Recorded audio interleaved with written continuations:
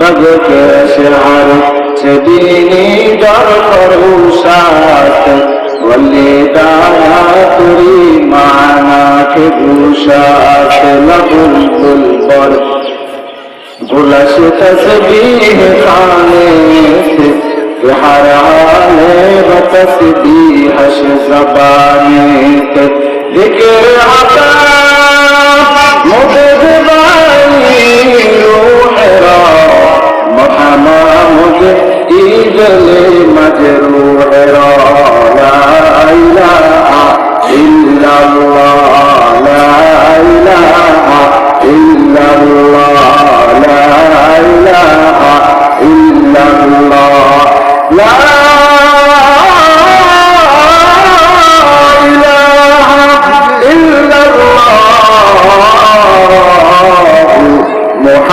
محمد رسول اللہ صلی اللہ علیہ وسلم মরণ থেকে যতই পালাও মরণ তোমায় লইবে ঘিরে দিয়ে সুদূর আকাশ প্রাণে পালাও সেথায় লাগিয়ে সিঁড়ি নদীর কুল ভাঙে কুল ভরে এই তো নদীর খেলা সকাল বেলার গভীর তুই ফকির সন্ধ্যা বেলা সকাল বেলার গভীর তুই ফকির সন্ধ্যা বেলা নৌযান পথে নৌকা চালাও ওই মাঝি ভাই বেলা দুবার আগে আমি উপার যেতে চাই ডুবে গেলে বেলা আর উঠে না ভেঙে গেলে বেলা আর জমে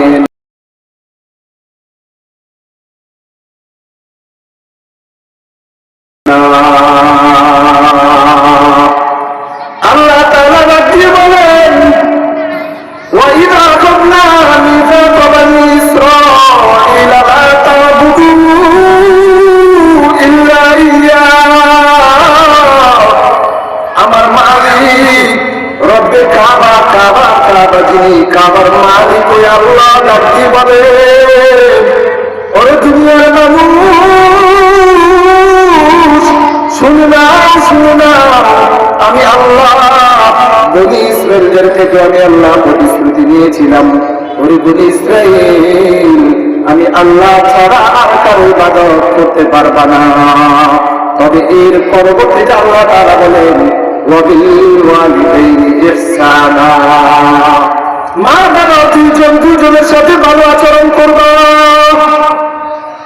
আল্লাহ তাআলা 15 নম্বর পারা সূরা বনি ইসরাঈলের 3 নম্বর পেজের মধ্যে 15 নম্বর পারা 3 নম্বর পেজের মধ্যে আবার আল্লাহ তাআলা বলেন ওয়াকাদা রাব্বুকা আল্লা তা'বুদু ইল্লা ইয়্যাহু ওয়া বিল ওয়ালিদাইনি ইহসানা আল্লাহ তাআলা বলেন আমি আল্লাহ তাআলার একমাত্র ইবাদত করব এরপরে তোমাদের মা বাবার সাথে সদাচরণ করবা وبالوالدين إحسانا إما يبلغن عندك الكبر أحدهما أو كلاهما فلا تقل لهما أف ولا تنهرهما وقل لهما قولا كريما আল্লাহ তাআলা বলেন এরপর তোমাদের মা বাবা দুজনের সাথে ভালো আচরণ করবা দুইজনের একজন বেঁচে থাকে তাহলে তার সাথে ভালো আচরণ করবা তবে সাবধান যাতে মা বাবা তোমার আচরণের কারণে উফ শব্দ যাতে করে না ব্যবহার করে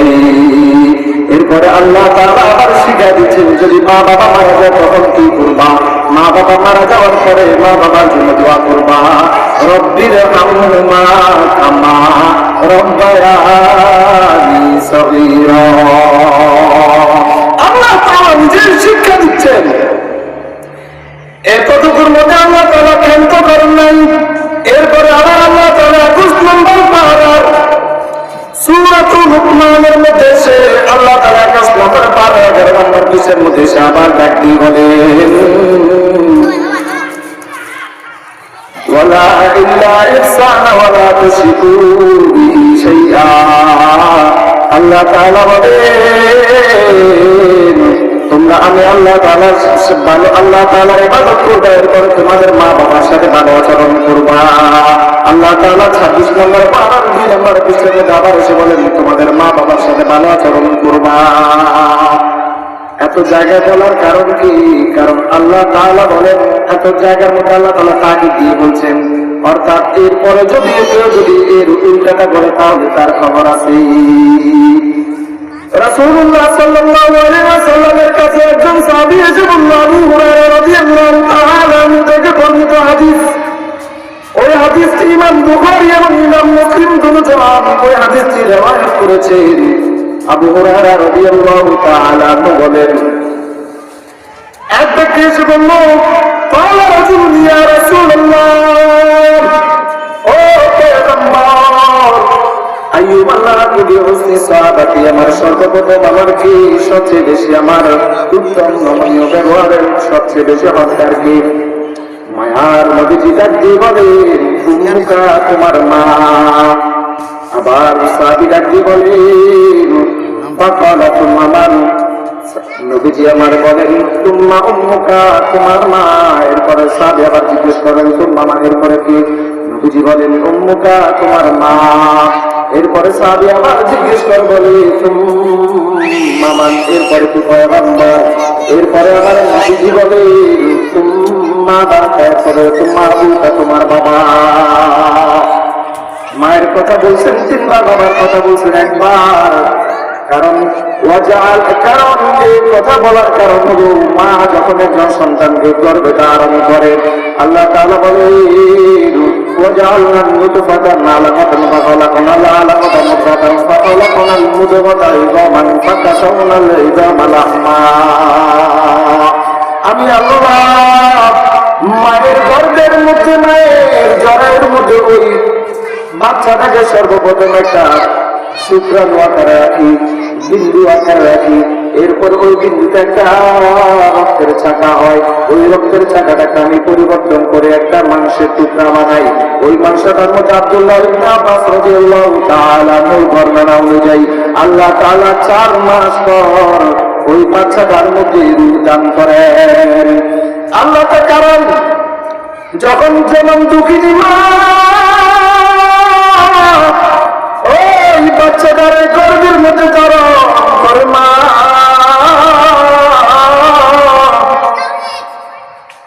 ঠিক মতো খাবার খাইতে পারে না। যখন 150 দিন নয় 150 দিনের একটা বাচ্চা পেটের মধ্যে আসে, মায়ের বমি বমি ভাব আসে, বমি বমি ভাব আসে, কেমন খাবার দাবার খাইতে পারে না, অস্থির লাগতেছে, কেমন অস্থির, এত পরিমাণ অস্থির লাগতেছে যেন বমি এসে যাবে, খাবার খাইলে বমি এসে যাবে, খাবার খাইতে পারে না। যখন এভাবে বাড়তে বাড়তে বাচ্চাটা 4 মাস বয়সের মধ্যে উপনীত হয়ে যায়, ওই বাচ্চাটা হওয়ার পর আমার মালিক রব্বে কাদের বাচ্চাটার মধ্যে রূপ দিয়ে দেন। আর ওই সময় বাচ্চা নষ্ট করা যায় নাই। এরপরে বাচ্চাটা যখন 5 মাস কিংবা 6 মাসের বাচ্চা হয়, ওই বাচ্চাটা নড়াচড়ার একটু শক্তি পেয়ে যায়। যখন 7 কিংবা 8 মাসের বাচ্চা মায়ের এত জ্বালা এত জ্বালা এত যন্ত্রণা সহ্য করা যায় না, সহ্য করা যায় না। ওরে নারায়ণগঞ্জের মুসলমান, খেয়াল করে শুনেন না, গভীর রজনীতে শুয়ে থাকে, পাশে বাবা শোয়া। ওরে সন্তান, যখন গভীর রজনী হয়ে যায় তখন বাচ্চাটা উলট পালট হয়। আর উলট পালট হওয়ার সময় মায়ের পেটের মধ্যে যখন লাঠিটা মারে, মায়ের কলিজার মধ্যে দিয়ে আঘাত লাগে। আর মা একটা চিৎকার দিয়ে পেটের মধ্যে জড়ে ধরে বলে, আল্লাহ আমি সহ্য করতে পারি না, আমি সহ্য করতে পারি না। এত যন্ত্রণা, এত যন্ত্রণা। ওই মা যন্ত্রণা সহ্য করে গভীর রাত, রাত্র শেষ হয় না, শীতকালীন রাত, অনেক বড় রাত, অনেক বড় রাত। মা সহ্য করতে পারে না, কিন্তু পাশে বাবার জগতের বাবারা ঘুমায়। ওই মা কষ্ট করে রাতটা শেষ করে পরের দিন আবার, পরের দিন আবার সন্তান যখন তুমি দুনিয়ার জমিনে আসবা, ওই দিনটা এর কয়েকদিন আগ থেকে মায়ের শরীরটা ভালো লাগে না, ভালো লাগে না, মন চায় নিজের জান নিজে শেষ করে দিতে, কিন্তু মালিকের ওয়াদা পারে না, পারে না, নিজের জান নিজে শেষ করতে পারে না। এত কষ্টের মধ্য দিয়েও অসহ্য বেদনাটা মা সহ্য করে নেন। জীবনের মূল কষ্ট মায়ের প্রসব বেদনা।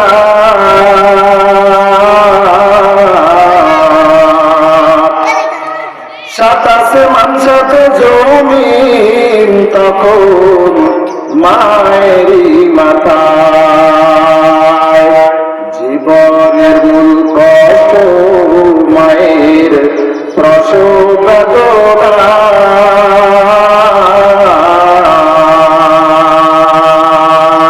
সাতাশে মানসাতে জমিন তখন মায়েরই মাথায়। এমন মাকে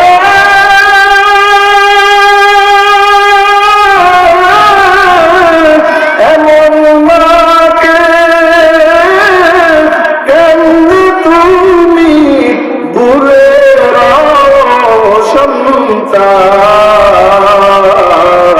সন্তান। ওই মায়ের কথা ভুলে যায় না, যেদিন সন্তানটা দুনিয়ার জমিনে আসবে, মা চিৎকার মেরে বিছানার মধ্যে শুয়ে যায়, চিৎকার চেঁচামেচি আরম্ভ হয়ে যায়। আর মা ডাক দিয়ে বলে, আমার শাশুড়ি গো, আমি আর সহ্য করতে পারি না, সহ্য করতে পারি না, বড় কষ্ট, বড় হৃদয় হৃদয় হৃদয় কষ্ট, আমি সহ্য করতে পারি না। ধাত্রীকে বলে, আমাকে একটা তরবারি দাও, আমি আমার জানটা আমি নিজে শেষ করে দিই, আমার এই কষ্ট আর সহ্য হয় না। ওর সন্তান, এত কষ্টের পরে তোমাকে মা আল্লাহ তাআলা মায়ের মাধ্যমে দুনিয়ার জমিনে পাঠাইছেন। পাঠানোর পরে সন্তানটা যখন ভূমিষ্ঠ হয়, ওই সন্তানের কান্নার আওয়াজ শোনা মাত্র মায়ের 10 মাস 10 দিনের কষ্ট ভুলে যায়। ওই মা সন্তানটাকে লালন পালন করে, সন্তানটাকে লালন পালন করে। যখন সন্তান বিছানার মধ্যে প্রসব করে দে, মা এক পাশে যখন সন্তানটা প্রসব করে অপর পাশে রাখে। গভীর শীতকাল, কনকনে ঠান্ডা, ঠান্ডা সহ্য করার মতো না, সন্তানটা অপর পাশে প্রসব করে দেয়। এরপর মা সন্তানটাকে নিজের বুকের মধ্যে জড়ায় রাখে। এত কষ্ট করার পর সন্তান তোমার বড় বানাইলো, আর তুমি বড় হওয়ার পর তোমার স্ত্রীকে ভাইয়া মাকে ভুলে যাও। তবে এটা এত সহজ বিষয় না, সহজ বিষয় না। তিরমিজি শরীফের 2211 নম্বর হাদিসের বর্ণনা, আবু হুরায়রা রাদিয়াল্লাহু তাআলা আনহু থেকে বর্ণিত। কিয়ামতের আলামত সমূহের মধ্যে কয়েকটি আলামতের মধ্যে একটা আলামত হলো, কিয়ামতের আগে পুরুষেরা ব্যক্তি স্ত্রীর অনুসরণ করবে, মায়ের কথার প্রতি কর্ণপাত করবে না, মায়ের কথা শুনবে না, বাবার কথা শুনবে না। ওয়া আতাআর রাজুলু ইমরাতাহু ওয়া আক্কা উম্মাহু ওয়া আদনা সাদিকাহু ওয়া আকসা আবাহু। ওরে দুনিয়ার ইমানদার, সন্তানটারে বড় বানানোর পর সন্তানটাকে বিবাহ করাইল, নিজে দেখে শুনে বিবাহ করানোর পর সন্তানটা স্ত্রীর কথা স্ত্রী যেভাবে বলে সে সেভাবেই করে। স্ত্রী যদি বলেন 100 বার কানে ধরে উঠো আর বসো, ওই সন্তানটা 100 বার কানে ধরে উঠো আর বস করতে প্রস্তুত, কিন্তু মায়ের মধুময় কথা শুনতে সে প্রস্তুত না। মায় যদি সুন্দর করে বাবা বলে ডাকবে, ওই সন্তানটা মায়ের সাথে এসে উল্টা পাল্টা ব্যবহার করে। আমি কিছুদিন আগে বাস্তবিক একটা ঘটনা, সন্তান বলতেছি, মা অন্য মহিলার কাছে বলতেছে, আমার সন্তান বলতেছে আমার মা বাবার না খাওয়াইয়া ওই টাকা গুলা দিয়ে আমি বাসা ভাড়া নিয়ে শহরের মধ্যে থাকবো। এমন সন্তান, ওই কুলাঙ্গার সন্তান কিন্তু একটা শয়তান, একটা শয়তানকে পেটের মধ্যে ধারণ করেছে 10 মাস 10 দিন। বর্তমান বৈজ্ঞানিকদের রিসার্চ অনুযায়ী একজন গর্ভধারিণীর মায়ের পেট বেশি থেকে বেশি 14 ইঞ্চি কিংবা 12 ইঞ্চি পর্যন্ত বড় হয়, এর চাইতে আর বড় হয় না। আর সন্তান 200 স্কয়ার ফিটের ঘর, বিল্ডিং ঘর, দালান কোঠা ঘর দেই, ওই তার 200 স্কয়ার ফিটের ঘরের মধ্যে মা বাবার জায়গা হয় না, কিন্তু মায়ে 14 ফিট, তার 14 ফিট পেটার মধ্যে 14 ইঞ্চি পেটার মধ্যে ওই সন্তানটারে গর্ভে ধারণ করেছি।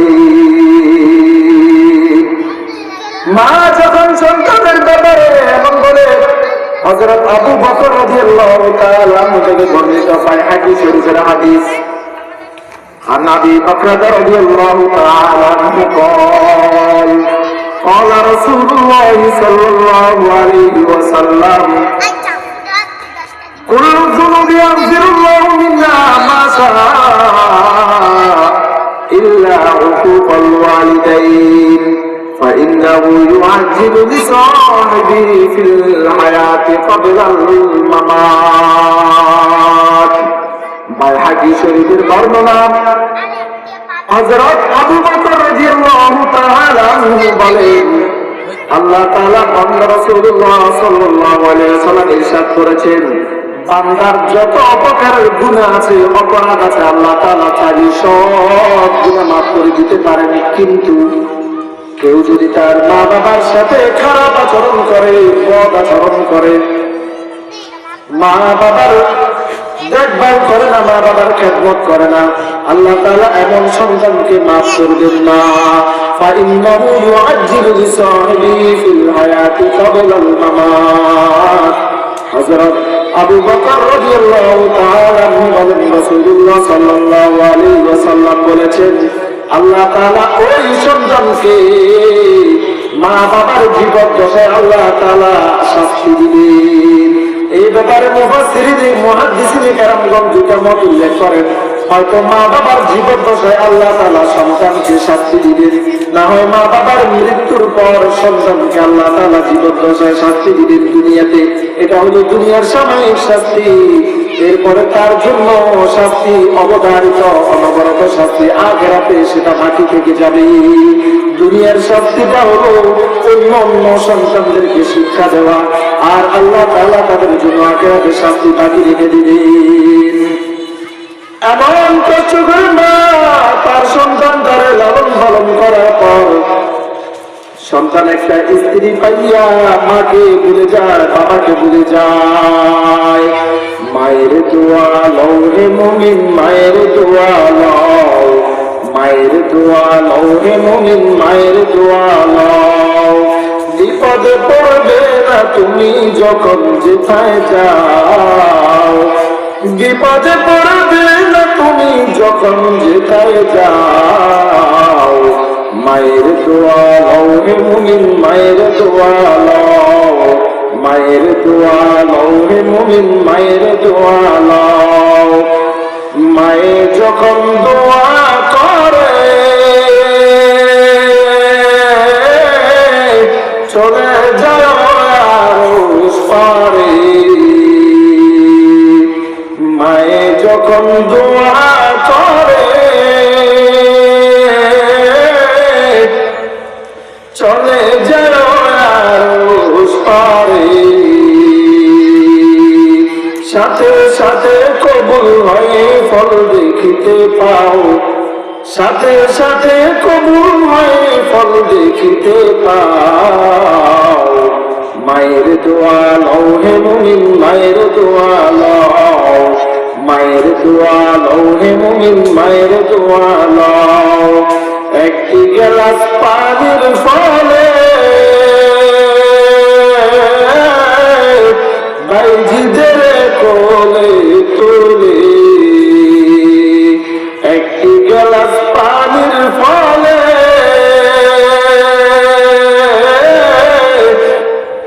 বাইজিদের কোলে তোলে। হাত তুলে মা বলে বাইজিদকে ওলি বানাও, হাত তুলে মা বলে বাইজিদকে ওলি বানাও। মায়ের দোয়া লও হে মুমিন, মায়ের দোয়া লও, মায়ের দোয়া লও হে মুমিন, মায়ের দোয়া লও। হাত তুলে মা বলে বাইজিদকে ওলি বানাও, হাত তুলে মা বলে বাইজিদকে ওলি বানাও। মায়ের দোয়া লও হে মুমিন, মায়ের দোয়া লও, মায়ের দোয়া লও হে মুমিন, মায়ের দোয়া লও। আপন বলে যায় ভাবি সেই তো আপন না, আপন বলে যায় ভাবি সেই তো আপন না। আপন আমার মা জননী অন্য কেউ না, আপন আমার মা জননী অন্য কেউ না। চোখ বুঝিয়া মরণ যেদিন হবে, একদিন দুদিন পরে সবাই ভুলে যাবে। চোখ বুঝিয়া মরণ যেদিন হবে, একদিন দুদিন পরে সবাই ভুলে যাবে। পাড়া পড়শি আপন স্বজন মনে রাখবে না, পাড়া পড়শি আপন স্বজন মনে রাখবে না। সবাই বলিলে আমার মায়ে বলে না, সবাই বলিলেও আমার মায়ে বলে না। ওই মা যার নাই সে বুঝে, যার বাবা নাই সে বুঝে বাবা কত দামি, বাবা কত দামি। একজন বাবা সন্তানের জন্য একটা বট গাছের মতো, বট গাছ যেমন গরমের মৌসুমে মানুষদেরকে ছায়া দান করে,